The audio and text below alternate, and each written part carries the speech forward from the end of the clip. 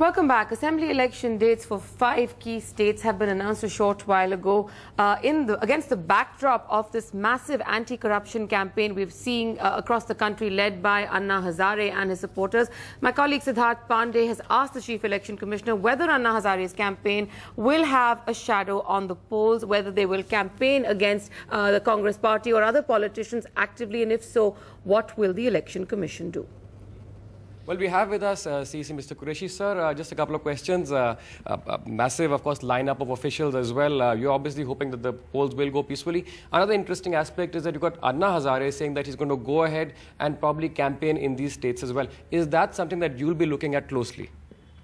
Well, we'll see. We only see that the campaigning is healthy. There is no violation of the model code. There is no appeal to caste or community. There is no hate campaign. So these are the things we see, and we'll keep an eye. So in the past, Team Anna has said that don't vote for a certain party. They're going to go and campaign against all those MPs who are not supporting their version of the Lokpal bill. So they'll be clearly campaigning against a certain candidate. Would that come under the scrutiny of the Election Commission?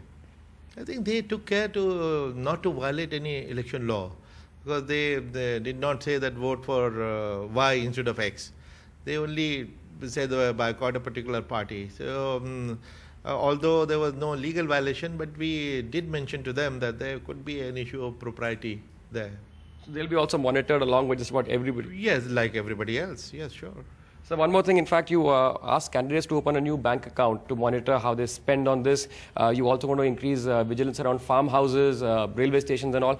But very often, in fact, last time also, Election Commission got lots of money which was used. How do you hope to prevent that this time, the user money? You know, we have guidelines in place. We have experience of 6 states where we have used these expenditure guidelines. We have a very elaborate machinery which will be in the field. We'll have expenditure observers, video teams monitoring everything. We'll maintain shadow registers of all the activities, and public complaints keep coming in. We have a 24-hour call center for receiving complaints, 1950, which is toll free. So our vigil will ensure that money doesn't play an important role in this. So last question, you said the model code has already now immediately come into effect.